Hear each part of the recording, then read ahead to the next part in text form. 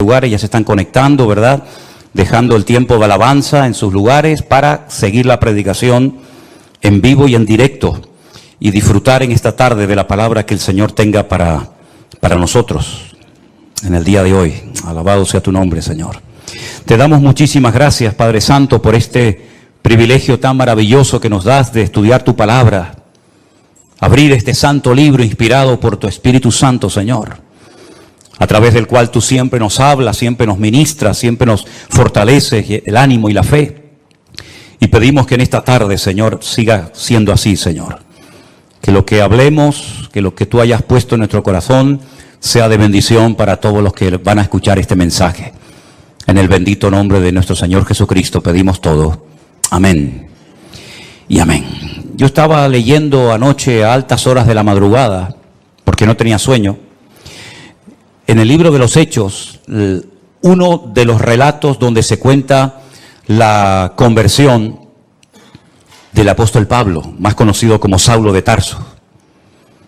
Este hombre causó mucho daño a la iglesia, porque él creía que su deber era perseguir a los cristianos e impedir el avance y el crecimiento de estos grupos, de este mensaje diferente que esta gente estaba predicando.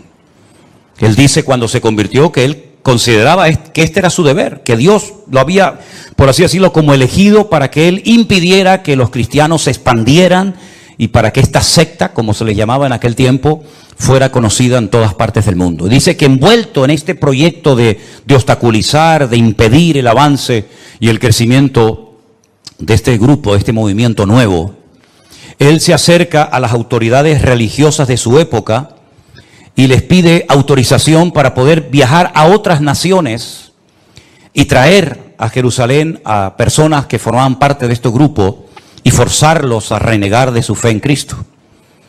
Y entonces dice que él recibe unas cartas que le autorizan a ir, por ejemplo, a Siria, concretamente a Damasco, su capital, para traer creyentes a Jerusalén y allí forzarlos y probablemente hasta torturarlos. Y vete tú también sabes si hasta matarlos, para que volvieran otra vez al cumplimiento de la ley de Moisés y a todas esas cosas que sabemos.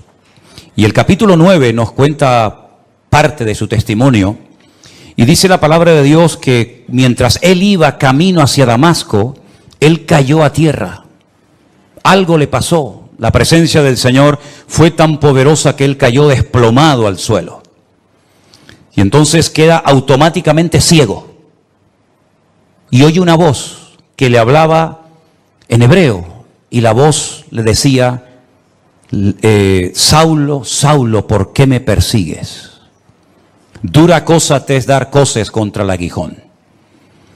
Él no entiende lo que está pasando, él no sabe ni siquiera quién le está hablando, y es entonces cuando él se atreve a preguntar, ¿quién eres? Y la voz le dice, yo soy Jesús, a quien tú persigues.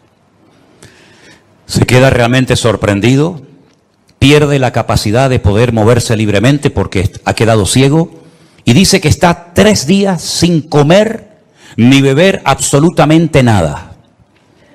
Y allí está esperando a ver qué va a pasar con su vida. Había en esa ciudad un discípulo llamado Ananías, que no lo vayan a confundir con el Ananías que cae muerto en la iglesia primitiva, que era el marido de Zafira, ¿se acuerdan?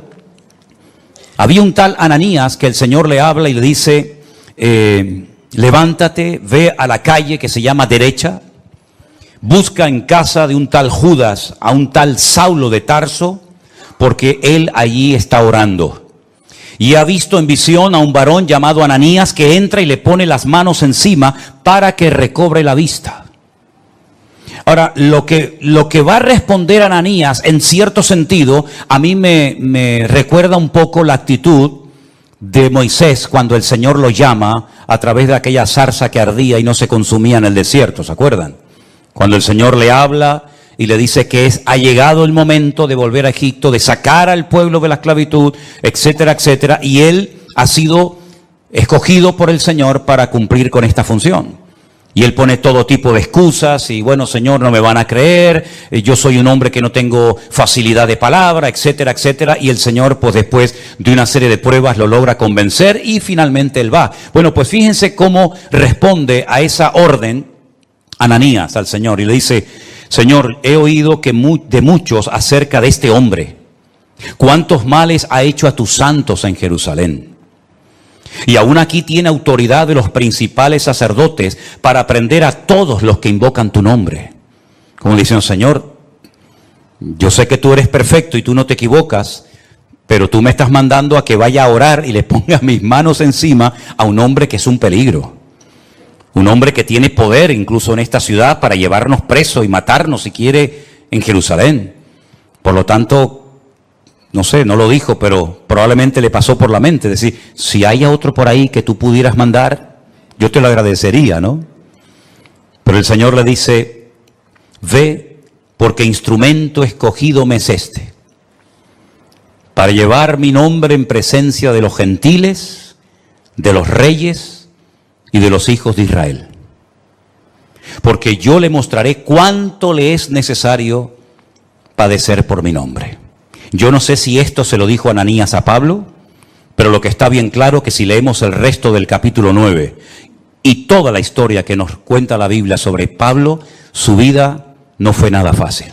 Porque prácticamente desde los primeros días de su conversión ya querían matarlo. Dice en el versículo 17: entonces Ananías entró en la casa, poniendo sobre él las manos, le dijo: hermano Saulo. Fíjate qué bonito, ¿no? Ya no es ese perseguidor, ya no es ese hombre peligroso, sino ahora es mi hermano Saulo. El Señor Jesús, que se te apareció en el camino por donde venías, me ha enviado para que recibas la vista y seas lleno del Espíritu Santo. Al momento le cayeron de los ojos como escamas y recibió al instante la vista, y levantándose fue bautizado.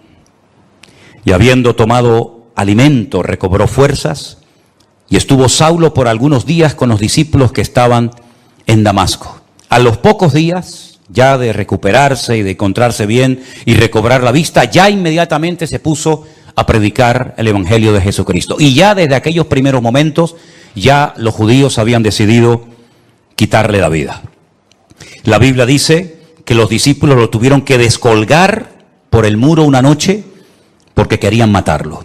Ahora bien, en el versículo 26 dice la siguiente historia referente a Pablo. Cuando llegó a Jerusalén, trataba de juntarse con los discípulos, pero todos le tenían miedo, no creyendo que fuese discípulo. ¿Qué te parece? Entonces Bernabé, tomándolo, lo trajo a los apóstoles y les contó cómo Saulo había visto en el camino al Señor, el cual le había hablado, y cómo en Damasco había hablado valerosamente en el nombre de Jesús. Y estaba con ellos en Jerusalén y entraba y salía. Y hablaba denodadamente en el nombre del Señor y disputaba con los griegos, pero estos procuraban matarlo. No solamente los judíos, sino también los griegos lo quieren matar. Y no han pasado años de su conversión, sino que ya digo, desde casi al momento de convertirse, ya todos querían quitar de en medio a este hombre.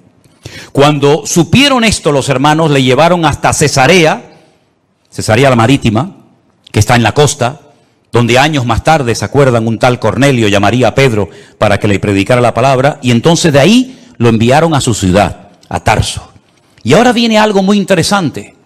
Ya Pablo se ha convertido, un hombre que atemorizaba a la iglesia, a los cristianos, y a continuación, una vez convertido, una vez que este hombre ha tenido un encuentro tremendo con el Señor y su vida ha cambiado radicalmente, dice: entonces las iglesias tenían paz por toda Judea, Galilea y Samaria, que son las tres provincias en las que se divide Israel.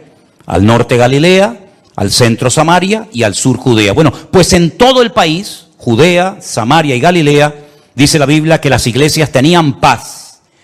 Y dice además que eran edificadas, andando en el temor del Señor, y se acrecentaban fortalecidas por el Espíritu Santo. Si guarda relación la paz de las iglesias con la conversión de Pablo, ustedes pueden opinar lo que quieran, pero yo sinceramente creo que se notó que Pablo se había convertido. Porque la paz, una cosa es la paz que tenemos dentro por nuestra relación con el Señor, y otra cosa es que en las iglesias se pudiera cantar y se pudiera predicar la palabra y se pudieran reunir los cristianos libremente a raíz, yo estoy convencido, de la conversión del apóstol Pablo o de Saulo de Tarso. Ahora bien, no hay nada más hermoso que una iglesia que está en paz. Esto no significa de que no vamos a ser perseguidos o no vamos a tener problemas o presiones o dificultades. Pero cuando una iglesia internamente entre sus miembros hay paz, yo creo que es una de las bendiciones más grandes que una iglesia puede tener. Así como un hogar que está en paz es una bendición. Un hogar en guerra, un hogar en crisis, donde hay gritos, peleas, insultos, etcétera, tiene que ser terrible. Pero cuando hay paz en el hogar, qué bendición, amén, hermanos. Cuando los hijos están cómodos y a gustos con sus padres, cuando los padres están cómodos con sus hijos, cuando hay paz, cuando reina la paz del Señor en el hogar, es una bendición. Exactamente igual es en la iglesia. El tema de la paz es algo tan importante que la Biblia dice que hay que buscar la paz. Y una vez que la encuentras, síguela y no la pierdas. Y dice más, en cuanto dependa de vosotros, estad en paz con todos. Porque al fin y al cabo nosotros tenemos que ser pacificadores, dice la Biblia, ¿sí o no? Una de las bienaventuranzas del Sermón del Monte dice, bienaventurados los pacificadores, porque ellos serán llamados hijos de Dios. Si usted es una hija de Dios, usted no puede estar en guerra con ninguna hermana de la iglesia. Porque entonces usted no está siendo coherente con lo que usted dice que es. Si usted es cristiano, si usted es un hijo de Dios, usted tiene que estar en paz, no solamente consigo mismo, no solamente con el Señor, sino en paz con todos los hermanos. Y no evitar el cruzarte con ese hermano o hermana, no tener que ir por un pasillo para evitar que él venga por el otro, daros la paz, saludarse, hablarse, mirarse a los ojos y no tener que decir, bueno, voy a llegar un poquito más tarde para no encontrarme con fulanito de tal en la puerta. Y voy a salir un poquito más antes, ¿verdad? Un poquito antes, para no tener que despedirme de este y de aquel. Si usted está viviendo así, usted está en desorden, hermano. Porque esa no es la voluntad de Dios. Digo, hermano, incluyendo al género femenino. Todavía nosotros creemos en eso. Yo sé que por allá afuera, ¿verdad? Pero aquí cuando decimos, hermanos, vivamos en paz, me refiero a todos, absolutamente, hombres y mujeres. Y tenemos que hacer todo lo posible para mantener la paz, el vínculo de la paz. La paz no la producimos nosotros, la paz es parte del fruto del Espíritu Santo que mora en nosotros. La paz la produce el Señor, pero la guardamos y la conservamos nosotros. Nosotros no podemos producir piñas, no podemos producir melocotones, pero sí podemos conservarlos en latas, incluso a veces durante meses o tal vez durante años. Exactamente es igual. Usted tiene que estar en paz consigo mismo. Usted tiene que estar en paz con el Señor y usted tiene que estar en paz con todos los hermanos de su congregación y de todas partes. ¿Cuántos dicen amén? Y si usted opina lo contrario o está viviendo de una forma contraria, usted y yo con la autoridad que Dios me ha dado, le digo, usted está totalmente en desorden y fuera de la voluntad de Dios. Usted no puede, bajo ningún concepto, tener algo contra un hermano, venir a la iglesia, cantar, escuchar la palabra, levantar sus manos, etcétera, etcétera. Cuando usted sabe perfectamente que hay algo que usted tiene que arreglar hace mucho tiempo con ese hermano, con aquella hermana, con esta familia o con la otra familia, y usted ha ido dilatando y extendiendo el tiempo, haciéndose el sueco, como decimos por estas partes del mundo, y no dándole importancia. Sí tiene mucha importancia. Hasta el punto que el Señor Jesucristo dijo, si cuando vas a ofrecer tu ofrenda al altar, te acuerdas de que hay algo que tiene que ser arreglado, deja tu ofrenda en el altar, ve, reconcíliate primero y luego ven y presenta tu ofrenda. Pero lo primero es tu relación horizontal con los hermanos. Y después vienes, yo no me voy a ir ni me voy a cansar de esperarte, pero si tú no amas a tu hermano al cual ves, no digas que amas a Dios al cual no ves, porque la Biblia llama a tales personas mentirosas. ¿Cuántos dicen amén? Tenemos que ser pacificadores, tenemos que buscar la paz y mantenerla, tenemos que hacer todo lo posible por vivir en paz. Y si alguien no quiere perdonarte, si alguien no quiere arreglar el tema, bueno, pero por lo menos que usted cuando ponga su cabeza en la almohada duerma con su conciencia tranquila y sepa que usted ha hecho todo lo posible por arreglar el asunto, por arreglar el problema, y si no ha sido posible, por lo menos que usted diga: yo hice mi parte y ahora le dejo el tema en las manos del Señor. Pero no le quite importancia a este tema, porque no hay nada más hermoso y nada más poderoso que una iglesia en paz. Repito, no solamente con el Señor, sino también entre los hermanos. ¿Cuántos dicen amén? Cuando nosotros tenemos conocimiento de Dios y de su palabra, ese conocimiento nos compromete. El conocimiento no es para presumir. Mire cuánto sé. Le voy a decir cuántos versículos de la Biblia sé o cuántos capítulos conozco. No, el conocimiento no es para eso. El conocimiento nos capacita para poner en práctica lo que hemos leído, lo que sabemos, y para poder vivir una vida cristiana práctica y no desde el balcón de la teoría, sino vivir como el Señor quiere que vivamos. Y por eso, como las iglesias tenían paz, dice que por eso las iglesias eran edificadas. ¿Cómo se edifica una iglesia? Bueno, lo primero que tiene que tener claro una iglesia, que lo que le va a dar sustento y fundamento a una congregación, a un ministerio y a una vida, es la roca, que es la palabra de Dios. ¿Cuántos dicen amén? Todos conocemos la historia de aquellos dos que querían construir una casa. ¿Se acuerdan? Uno sobre la arena, deprisa, rápido, no tenía tiempo para esperar. El otro que cavó, ahondó, llegó a la roca, edificó su casa. Cuando vinieron los problemas, las turbulencias, los vientos, los huracanes, la lluvia, etcétera, una cayó y fue grande su ruina. La otra permaneció. ¿Por qué? Porque tenía fundamento. Una iglesia para permanecer en el tiempo. Un creyente para mantenerse firme contra los achaques del enemigo, las pruebas, las tribulaciones, las presiones, las críticas, todo lo que usted quiera mencionar. La única forma es que tú tengas una base, no unos deseos, no unos anhelos, no. Un fundamento lo suficientemente sólido, porque la iglesia tiene que tener personalidad y criterio propio. Yo lo dije hace poco, la iglesia, el cristianismo, está siendo atacado, nos están buscando las cosquillas por todas partes. Si no es por los niños en la escuela, es por la universidad, si no es por las leyes del gobierno, nos están tratando de provocar y pinchar y burlarse y reírse, hasta de una forma legal, ¿verdad? Pero sin embargo, una iglesia que crece, es una iglesia que sabe lo que tiene que creer, lo que tiene que practicar y lo que tiene que rechazar contundentemente, aunque no sea popular su postura. Y es que, dicho sea de paso, el cristianismo nunca ha sido popular. Si usted lo que quiere es, ahora que está convertido, caerle bien a tu gente, algunos sí, pero te aseguro que a muchos no le hará ninguna gracia, ni les va a traer lo más mínimo saber que tú ahora dices que vas en serio con el Señor. No le va a hacer ninguna gracia. ¿Vas a aguantar la presión? ¿Vas a aguantar la burla? ¿O vas a pasar desapercibido? ¿O vas a marcar una diferencia como tantos y tantos hombres y mujeres de la Biblia a lo largo de la historia marcaron una diferencia porque no se dejaron arrastrar, no se dejaron corromper por la corriente de este mundo? Las iglesias eran edificadas porque sabían que Cristo le da estabilidad a la vida de una iglesia y a la vida de un creyente. Nosotros tenemos que ser muy valientes hoy en día, y perdonen que les diga, para encontrar a muchos cristianos valientes. Y valiente no es venir a la iglesia, eso no tiene ningún acto de valentía, por lo menos en Europa. A lo mejor habría que tener mucho valor para ir a una iglesia en otros países donde hay persecución, pero para entrar por estas puertas, ¿qué valentía tienes que tener? Ninguna. Para leer la Biblia no hace falta ser valientes, por lo menos hoy por hoy, hoy en día en Europa o en países que nos están viendo ahora mismo. Pero yo cuando hablo de valentía, hablo de tomar decisiones, de estar dispuesto a jugármela por el Señor.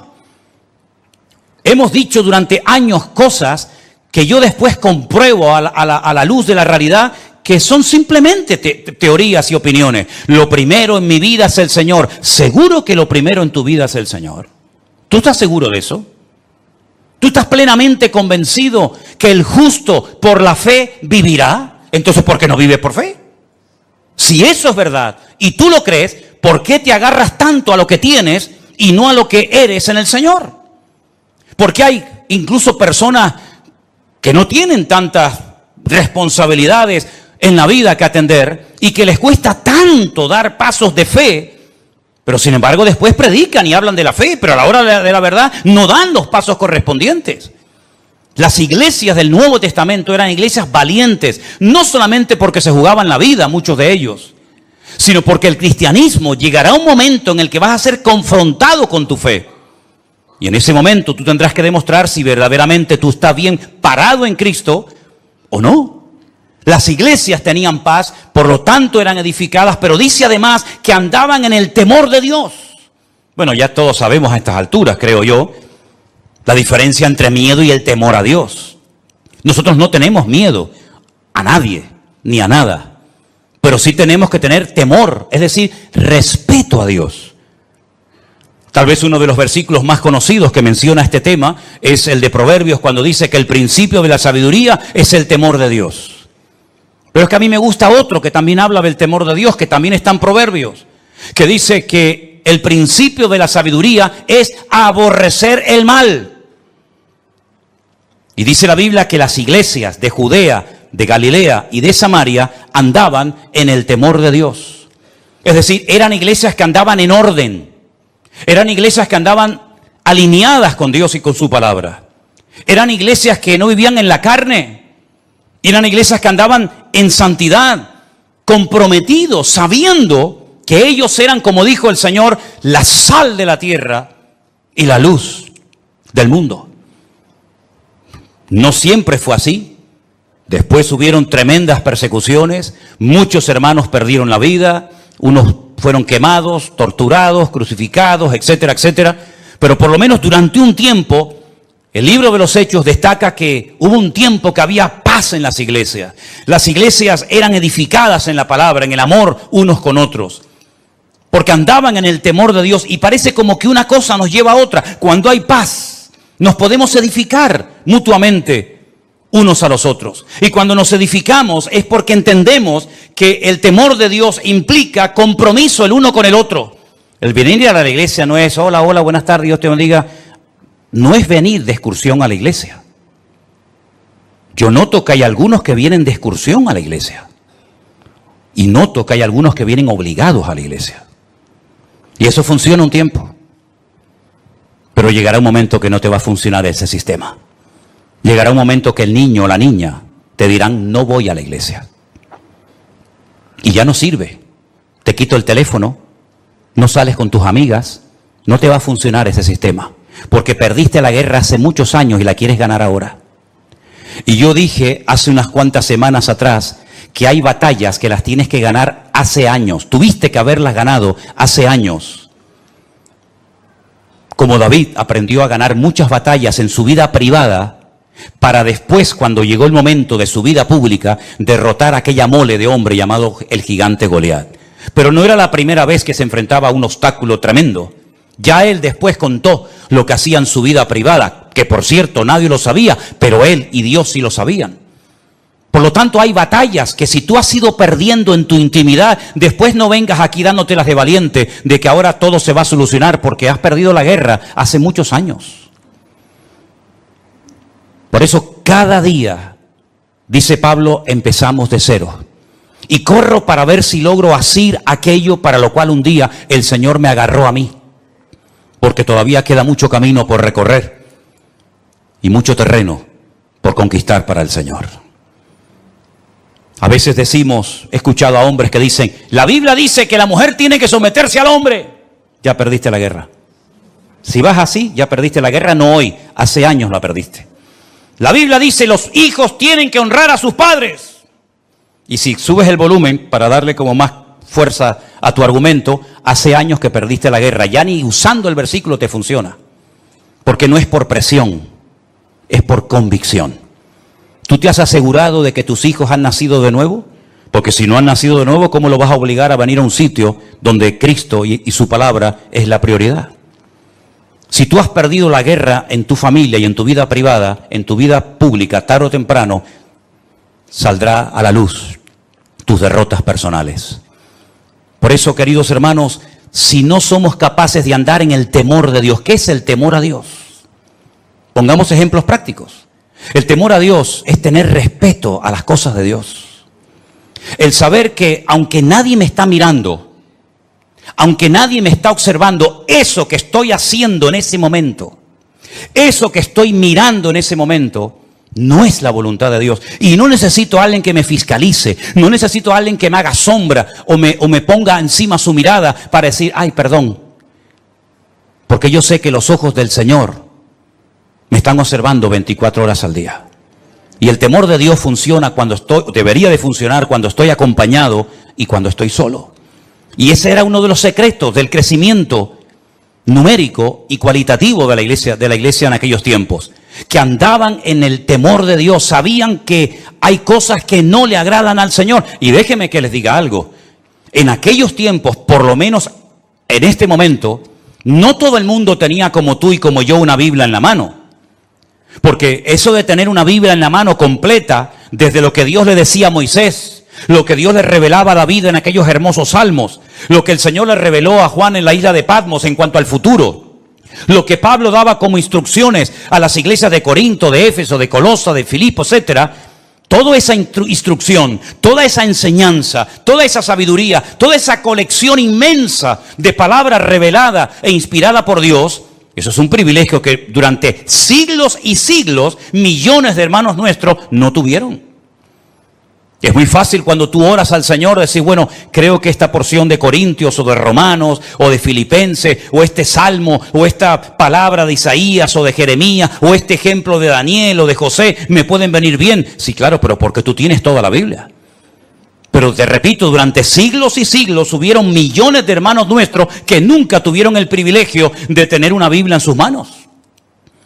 Y eso es algo que tenemos que valorar. Hay cosas que tenemos que valorar en nuestra vida para que nuestra vida realmente sea una vida fructífera y bendecida por el Señor. Y una de ellas es tener toda la palabra de Dios en mi mano, a la cual puedo recurrir y estudiar y escudriñar en cualquier momento. ¿Cuántos dicen amén?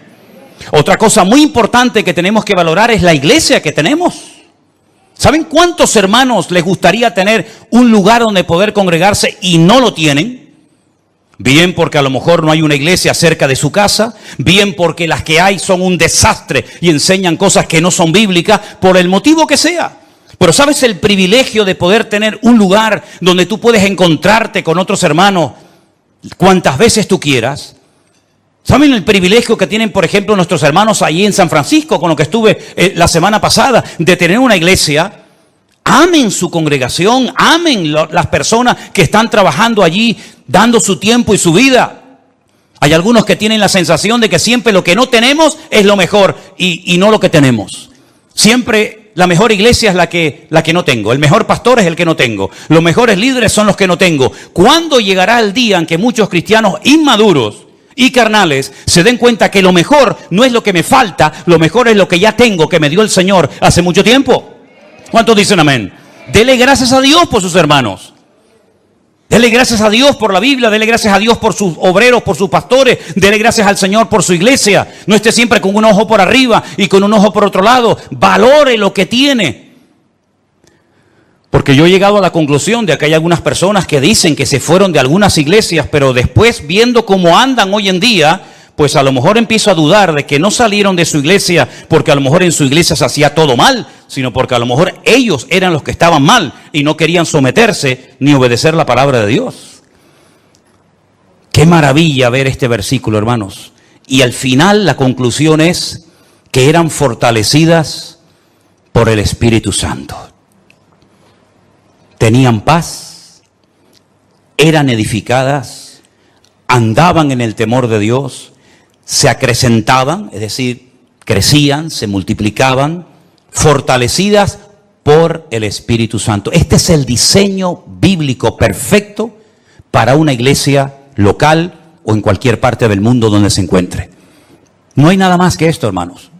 Y cuando dice que eran fortalecidas en el Espíritu Santo, nosotros tenemos que saber a estas alturas que el Consolador o el Espíritu Santo fue enviado por el Señor a la vida del creyente, a la vida de las iglesias para fortalecerlas. Miren, algunas cosas que dijo el Señor en los días previos a su despedida, cuando observó a sus discípulos un tanto tristes. Les dijo, no os dejaré huérfanos, tranquilos, no se pongan nerviosos, no estén así preocupados. Yo me voy, pero yo le rogaré al Padre para que os envíe el Consolador, al Espíritu Santo, el cual estará con vosotros para siempre. Jesús no estuvo siempre con sus discípulos, estuvo un tiempo, estuvo unos años, y después volvió a la gloria, pero dice, no os dejaré huérfanos. Cuando el Espíritu Santo venga, que ya vino, Él tomará de lo mío y os lo hará saber. Él os recordará todo lo que yo os he enseñado. Él me glorificará a mí. Y Él os guiará a toda la verdad. ¿Cuántos dicen amén? Por eso el apóstol Pablo escribía aquellas cartas y en una de ellas decía, hermanos, por favor, no quiero que ignoréis que vuestro cuerpo ahora es el templo del Espíritu Santo de Dios, el cual mora en vosotros. Mira, ni Moisés, ni Jeremías, ni Isaías, ni David, ni ningún personaje del Antiguo Testamento podía decir, en mi cuerpo mora 24 horas al día el Espíritu Santo de Dios. Ninguno de ellos lo pudo decir, porque no era el momento. Pero ahora, en estos tiempos, desde que nació la iglesia en el día de Pentecostés hasta el día de hoy, nosotros podemos asegurar con la Biblia en la mano de que nosotros somos portadores, templo del Espíritu Santo de Dios, el cual mora en nosotros. Ya no tenemos que ir a un templo en particular para ver y observar y experimentar la presencia del Señor, sino que Dios mora en mí, Dios vive dentro de mí. Y si el Espíritu de Dios mora en nosotros, Él dará testimonio a nuestro espíritu de que estamos o no en la verdad. Si el Espíritu de Dios mora en nosotros, comenzará a cambiar nuestra forma de pensar. Porque dice que los que son de la carne piensan en las cosas de la carne. Faltaría más. ¿En qué van a pensar? Pero dice, pero los que son del Espíritu piensan en las cosas del Espíritu. Te cambia la forma de hablar, te cambia la forma de pensar, te cambia la forma de vivir. Y por eso tenemos un capítulo entero que sería buenísimo que se lo aprendieran de memoria. No digo léanlo, no, eso ya era hace años. Eso ya era hace años. Pastor nos dijo que leía, no, ahora te digo que te lo aprendas de memoria.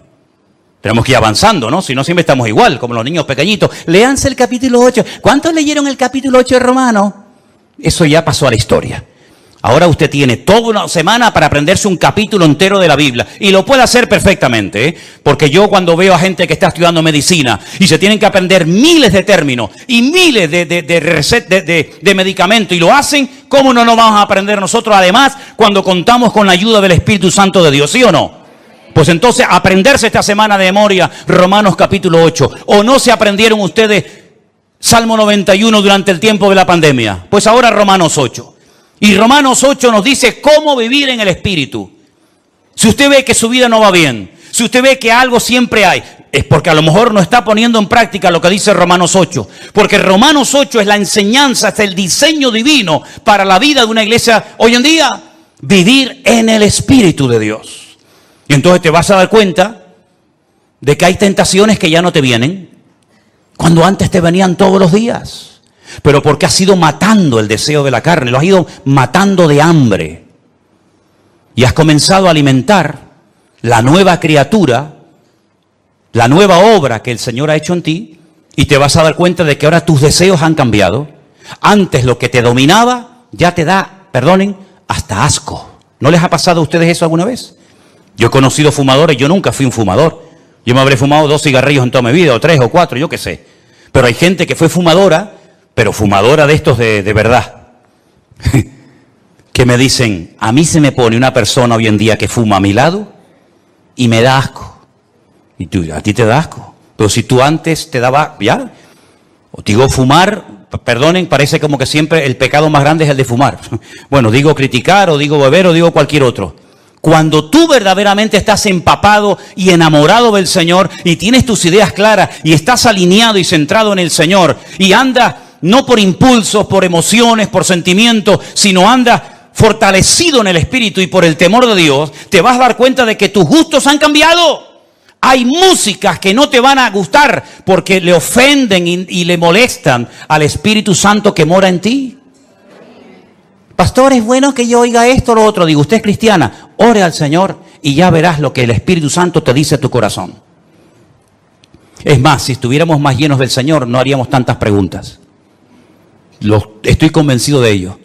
Porque el Espíritu que mora en nosotros nos pondría en nosotros el anhelo de Cristo para hablar, para pensar, para vestirnos o para lo que sea. Cuando usted se pone en el espejo, pregúntale al Señor, Señor, ¿cómo me ves? ¿Hay algo que no te gusta de mí? Y yo te aseguro que si tú eres sincero contigo mismo, el Señor te va a decir, quítate ese pendiente de la oreja, bobo. ¿Qué haces tú con eso? ¿Qué haces tú con eso? Ay, perdón, Señor. ¿Y para qué te estás pensando en poner un tatuaje? No, pero me voy a poner, esfuérzate y sé valiente. Déjate de tatuaje y vive esforzado y valiente. Porque te lo puedes poner en el brazo, pero después puedes ser un pelele y un machango. Así que déjate de tanto tatuaje y tanta bobería. Señor, ¿y yo puedo ir a la playa y quitármelo de arriba para ponerme morenita? Tú te vas a dar cuenta que cuando tú estás alineado con el Señor y fortalecido en el Espíritu y andando en el temor de Dios, hay muchas cosas que tú dices, oye, yo no sé lo que me pasa, pero ya no tengo deseo de hacer aquello, o de ver esto, o de tocar lo otro. ¿Por qué? Porque el Espíritu que mora en vosotros os anhela celosamente, dice la palabra de Dios. Y si no, miren ejemplos en la Biblia de personas que nunca jamás leyeron la Biblia y decían, eso no lo podemos hacer porque eso no es la voluntad de Dios. ¿Y dónde lo habían leído? No hace falta leerlo. Tenían tanta comunión, estaban tan alineados con el Señor que sabían lo que a Dios le agradaba y lo que a Dios le desagradaba. Así de claro. Pero claro, hijo, si tú vives en la carne, si tú estás todo el día pensando en la carne, si estás rodeado de carne y si también te mueves en un ambiente de carne y después dices, no, es que no se me abren las puertas, es que Dios no me ayuda, es que Dios no me bendice, pero tú te crees que con la vida de desorden que tú llevas, Dios tiene la obligación de edificarte, de fortalecerte y de bendecirte. Hay un precio que pagar, queridos hermanos. Esto no es apretar un botón y decir, bueno, yo toco el botón y ya de arriba abajo el Señor me llena, me bendice y me transforma. No es así. Primeramente piensa, ¿cómo me llevo yo con mis hermanos en la iglesia? ¿Hay paz unos con otros? Porque si no hay paz, esto no es para ti, ¿eh? Esto no es para ti. Tendrás que pasar hoy, aceptar al Señor, pedir perdón y arrepentirte. Pero si tú estás en paz, entonces, ¿qué vas a querer? Edificar a los hermanos. Y si habéis prestado atención a la lectura esta tarde, que dice, ¿cómo se edifica la iglesia? Por la actividad propia, mutua, de cada miembro. ¿Lo habéis leído, no? ¿Sí o no? El cuerpo va creciendo según la actividad propia de cada miembro para ir edificándose en amor. Así se edifica una iglesia. Con la actividad de cada uno de nosotros, aportando cada uno su granito de arena, aportando cada uno su don, su talento, su habilidad, su conocimiento, etcétera, etcétera, y cada uno aportando lo que tiene que aportar, lo que Dios te ha dado, ese cuerpo va creciendo y se va edificando hasta llegar a la estatura de la plenitud de Cristo, a un varón perfecto. Eso es lo que dice la palabra de Dios. Si lo hacemos, el crecimiento viene solo. Esta gente no tenían que salir por las calles haciendo campañas evangelísticas. Es que yo no veo en la Biblia campañas evangelísticas, sino que dice que el Señor añadía cada día a la iglesia los que habían de ser salvos. No estoy diciendo que no haya que salir a predicar el evangelio, no estoy diciendo eso. Lo que estoy diciendo es que el Señor mandaba a la congregación y era la iglesia un imán que atraía a la gente, porque el estilo de vida de los creyentes era diferente, y lo que hoy en día la gente está buscando es gente que sea honesta, que sea sincera, que vivan lo que predican y no que digan una cosa y que luego hagan otra. Por eso, mis queridos hermanos, el Espíritu Santo se movía en aquellas congregaciones con una libertad tremenda.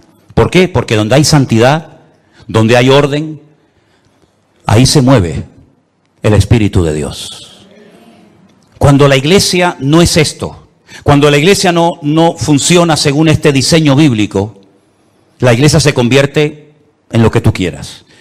En un club de amigos, en una ONG, en un lugar de altruismo, en un lugar donde se reparte tal vez comida, pero la iglesia perdió la función de ser el agente de Dios en este mundo.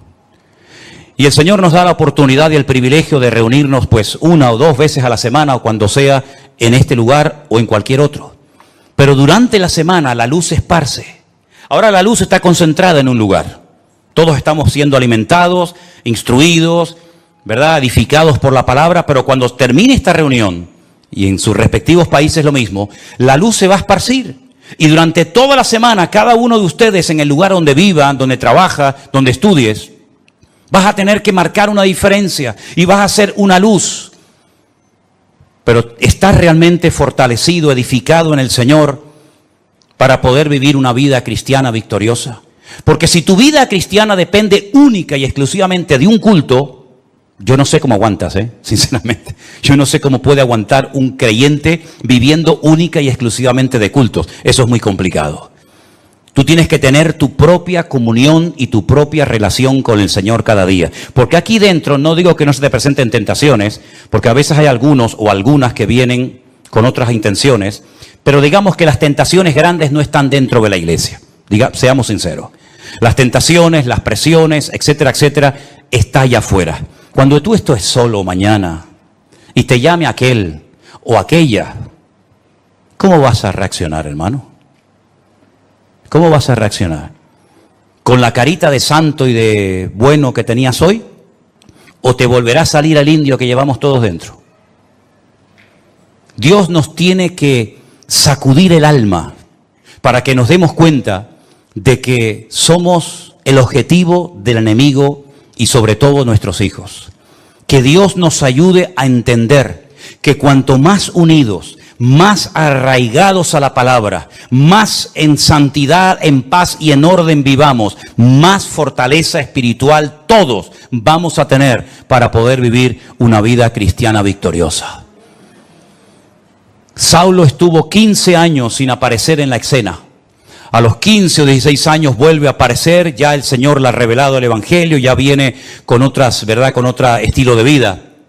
Pero lo que está bien claro es que todos y cada uno de nosotros somos responsables de nuestra vida cristiana. Usted no puede depender de cultos, no puede depender de pastores, usted tiene que depender única y exclusivamente de su relación con el Señor. Mi pregunta es, y concluyo, ¿está usted en paz con el Señor? ¿Y con usted mismo? Porque hay gente que está enfadado con ellos, ¿sabían eso? Hay gente que no se soporta, no se aman. ¿Y cómo va usted a amar al prójimo si al prójimo hay que amarlo como a ti mismo? Hay gente que está enfadada con ellos mismos. No le gusta su cuerpo, no le gusta su gordura, no le gusta su delgadez, no le gusta su altura, no le gusta no sé qué. Están enfadados, están con problemas personales terribles. Y llevan años arrastrando, y mira cómo estoy, y mira cómo no estoy, y mira el granito aquí, y mira el granito allá, y mira que no sé qué. ¿Ya te has aceptado a ti misma? ¿Sí o no? Yo me acepté a mí mismo hace muchos años, No tengo ningún problema personal conmigo mismo. Estoy en paz con Dios, estoy en paz conmigo mismo, pero en lo que tenemos que esforzarnos cada día es estar en paz con todos los hermanos, ¿sí o no? Esa es nuestra obligación. No va a venir el arcángel a decir, vete a hablar con ella, llámala aparte, vete allí, arriba, abajo, y arregla este tema antes de que te vayas de la iglesia. Es una vergüenza que hay creyentes que a veces tienen una oportunidad en un culto para arreglarse con un hermano y no aprovechan la oportunidad y se van. Y si te hubieras muerto durante la semana, te vas de este mundo con la pena de no haber arreglado la situación con este hermano o con esta hermana. Es nuestra obligación, es nuestro deber, ¿verdad? ¿Estás edificándote en el Señor cada día? ¿De qué estás comiendo, mi hermano? ¿Qué estás comiendo? ¿Qué estás alimentando tu alma? ¿Con la palabra de Dios, con buena literatura cristiana, teniendo comunión con el Señor y con su palabra? ¿Estás comiendo sanamente o estás comiendo basura? Ustedes saben que se ha puesto de moda la comida basura, es la más rápida, ¿no? Ay, hermano, me invitaron unos hermanos a comer un potaje en su casa. ¿Qué diferencia comerte un buen potaje a comerte una birria de hamburguesa? Hazme el favor. ¿Estás comiendo bien espiritualmente hablando? ¿Estás comiendo bien? Es tu obligación, no la mía, es la tuya. ¿Estás fortaleciéndote en el Señor? ¿Estás andando en el temor de Dios? ¿Estás huyendo de ciertos y determinados ambientes y lugares y personas que te pueden contagiar y te pueden perjudicar tu desarrollo y tu crecimiento espiritual? ¿Te das cuenta cómo hay muchas cosas que no dependen de un pastor o de una iglesia, sino son cosas que somos nosotros los responsables delante de Dios de tomar esas medidas preventivas para poder construir una vida cristiana victoriosa? Medita en todo esto que has escuchado esta tarde, hermano. Porque hay gente que a lo mejor no tienen paz en su corazón porque no están haciendo esto que hemos leído esta tarde. No se están edificando en el Señor, no tienen comunión con el Señor y por lo tanto no tienen paz. Pero la paz es posible, dice la Biblia. Tú guardarás en completa paz. ¿A quién? Aquel cuyo pensamiento en ti persevera. Cierra tus ojos en esta tarde y dile al Señor: Señor, escúchame bien lo que te voy a decir. Así como las iglesias de Galilea, de Judea, de Samaria tenían paz, yo quiero tener paz. Así como aquellas congregaciones de antaño eran edificadas en la fe y en la palabra, yo también lo quiero ser hoy en día, Señor. Yo quiero ser fortalecido en el Espíritu Santo de Dios cada día. Yo quiero amarte y quiero temerte, porque eso es lo que significa tener temor de Dios, respetar a Dios, tener respeto a Dios y no ser un descarado, un irreverente, un desobediente, sino ser una persona que tiene respeto de Dios, que no le echa siempre la culpa a alguien de tus problemas, porque esa es una actitud tremendamente infantil. Ay, si yo hubiera tenido un buen padre. Ya. ¿Y cuántos han tenido un buen padre y han salido totalmente descarriados? Así que no le eches la culpa al padre que no tuviste o a la madre que no tuviste o que tienes. No le eches la culpa al pastor, al diablo, al mundo, a la iglesia, a los jóvenes. No, ya está bien. Así actúan los niños pequeñitos.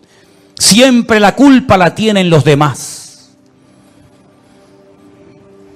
Pero es tiempo, mis queridos hermanos, de mirarnos, de examinarnos a nosotros mismos, de probarnos a nosotros mismos y de reconocer que yo soy el único responsable de mi vida espiritual, de mi crecimiento y desarrollo.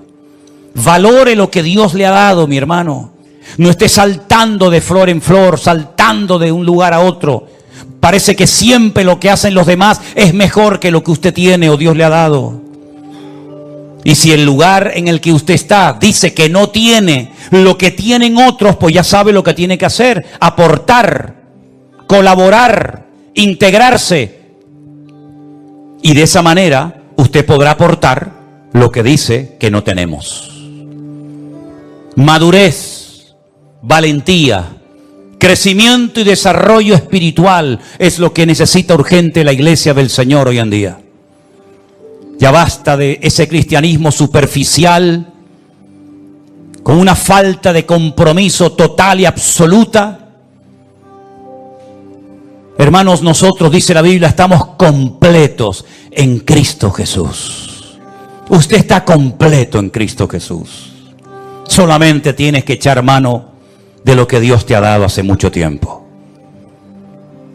El mismo Espíritu de Dios que moraba en Cristo Jesús, nuestro Señor, es el mismo Espíritu que mora ahora en ti. Ni más ni menos. Por eso dice la Biblia que el Espíritu que levantó a Cristo de los muertos vivificará vuestros cuerpos mortales por su Espíritu que mora en vosotros. Escuche bien esto: el mismo Espíritu que ungió a Jesús, el mismo Espíritu que guió al Maestro, el mismo Espíritu que Él dijo: el Espíritu de Dios está sobre mí y me ha ungido para dar vista a los ciegos, para dar libertad a los cautivos, para pregonar el año agradable del Señor. Ese mismo Espíritu ahora mora dentro de usted. El mismo, la misma unción, la misma autoridad, el mismo poder. Use, eche mano, como decía Pablo a Timoteo, echa mano de la vida eterna. Usa lo que Dios te ha dado. Aviva el fuego del don de Dios que está en ti. No lo apagues. Cumple con tu llamado, cumple con tu ministerio, esfuérzate, pelea la buena batalla, acaba la carrera, guarda la fe. Es nuestro deber, son deberes personales, intransferibles. Nadie puede ocupar mi lugar de oración ante mi Dios. Alguien puede orar por ti, pero si tú no oraste ese día, te lo perdiste. Nadie puede ocupar esa banca, esa silla donde tú estás sentado más que tú. Porque un día Cristo se apareció en un culto y faltaba uno, y fue el mejor culto de todos, porque se apareció nada más y nada menos que el resucitado, victorioso y glorioso, el Rey de Reyes y Señor de los Señores, y Tomás no estaba. Nadie puede leer la Biblia por ti, nadie puede evangelizar por ti. Otros podrán hacer algo parecido a ti, pero tus deberes eres tú el responsable de cumplirlos. Ni papá, ni mamá, ni la esposa, ni el marido, ni los hijos, ni el pastor, ni la iglesia. Tú eres el responsable. Es como si tú mañana no vas a trabajar. Tal vez el jefe puede llamar a otro, pero tu deber era haber estado allí. Así que, mi querido hermano y amigo, como le dijo el Señor a Ananías, levántate y ve a orar por Saulo de Tarso. Es que es un hombre peligroso. Levántate y vete a orar por Saulo de Tarso. Es que he oído de muchos males que ha hecho a tus santos en Jerusalén. Levántate y ve a la calle derecha. Pon las manos sobre él para que recobre la vista. Ananías, déjate de excusas. Levántate. Y como dice la palabra, y lo dijo Saulo de Tarso, es hora de levantarnos del sueño, porque la noche está avanzada y se acerca el día. Señor, gracias por tu palabra. Queremos ser esta iglesia de la cual se habla aquí en tu palabra. Iglesias fortalecidas en el Espíritu. Iglesias que andan por el temor de Dios, en paz, los hermanos unos con otros, sin guerras, sin peleas, sin murmuraciones ni divisiones internas. Queremos, Señor, vivir conforme a tu diseño en nuestras vidas. Que tú tomes posesión de todo nuestro ser y que en estos tiempos difíciles en los cuales nos ha tocado vivir, podamos ser la sal y la luz del mundo. Sabemos que la tierra ya está dando esos dolores de parto tremendos. Cada vez serán más frecuentes y más dolorosos. Y aunque el hombre natural no puede entender lo que está sucediendo, el hombre espiritual sabe qué está sucediendo. Y algunos dicen, ¿por qué? ¿Y por qué? Y yo digo, ¿por qué no? No es por qué. Sabemos para qué el Señor está permitiendo todas esas cosas en países donde se prohíbe su palabra, en países donde persiguen a los cristianos, en países donde se dice en un libro sagrado que tienen que Cristo no es el Hijo de Dios y que no murió en una cruz y que no resucitó, ¿no? Pues muy bien, no quieren andar a las buenas, serán sacudidos como la higuera, hasta que caigan de rodillas y reconozcan que el único que puede traer paz es aquel que murió y resucitó al tercer día y está próximo a venir otra vez a este mundo. Recibe la gloria, mi Señor. Aleluya. Sigue obrando, aunque el mundo se burle y se queje, sigue sacudiendo a las naciones de la tierra, para que crean que tú eres el camino, la verdad y la vida. Aleluya. En el nombre de Jesús. Amén. Nos ponemos de pie, amados. Aleluya, Jesús. Te adoramos. Levanta tu mano al cielo y adora al Señor, Jesús. Adoren al Señor, hermanos queridos. Él está aquí con nosotros ahora mismo. Aleluya. Santo tu nombre. Aleluya. Te adoramos, Señor. Digno eres. Digno eres, Señor. Sigue obrando, Jesús. Sigue obrando, Señor. Sigue hablando, Señor. Sigue hablando. Oh, Jesús. Gracias. Oh, gracias, Señor. Gracias, Señor. Te adoramos. Oh, gracias. Gracias, Señor Jesús. Aleluya. Y más de ti. Sí, Señor. Gracias, Jesús. Te adoramos, te adoramos. Adoramos, Señor Jesús. Aleluya.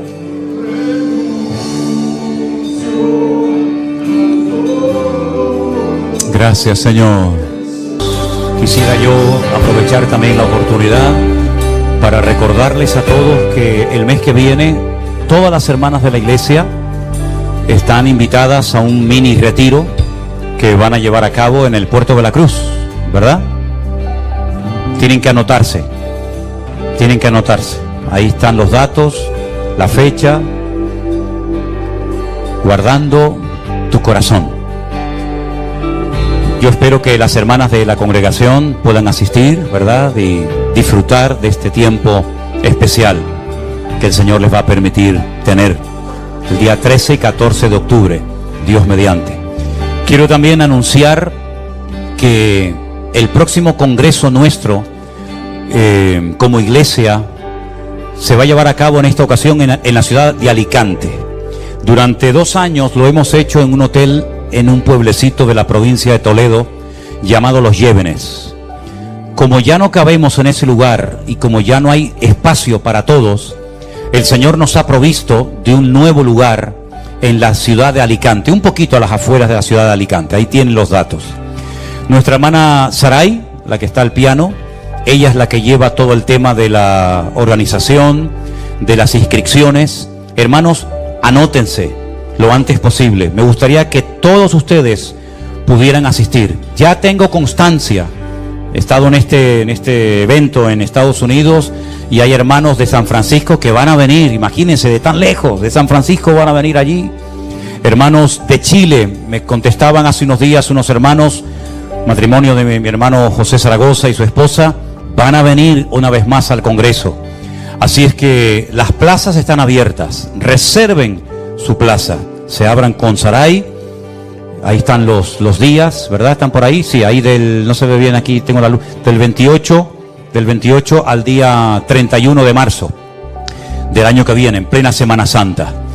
Con el tema de los vuelos hay que darse prisa porque es una fecha muy complicada, no es en Madrid, es en Alicante, y entonces hay que ir haciendo ya ciertas gestiones para estar en ese lugar. El lugar es precioso, el lugar es muy bonito, mucho más amplio. Todos vamos a estar juntos, no como en el Congreso de Toledo, que unos tenían que ir a un hotel, otros tenían que ir a otro y luego después subir en autobús, sino que todos vamos a estar juntos y sería muy bueno que ustedes pudieran ir. Algunos dirán, pero es que no tengo dinero. Pues ya sabe lo que tienes que hacer. ¿Qué tiene que hacer un creyente cuando le falta algo? ¿Alguien sabe? ¿Orar? Uno dijo, pedirle a otro. No. Orar. Ore al Señor. ¿Cuánto vale? Señor, me hace falta este dinero para el avión y para la estancia. ¿Y el Señor te lo va a dar? ¿Cuántos dicen amén? Si no lo crees, no lo vas a recibir. Está más claro que el agua. Es como yo le digo a la gente, ay, yo quiero ir a Israel. Pues ore. Y si oro, ¿qué va a pasar? Dios te va a llevar. Así de claro. La primera vez que yo fui a Israel, me invitaron. Un matrimonio me invitó, fui. Y todas las demás veces que he ido, el Señor me ha llevado. Entonces yo te estoy...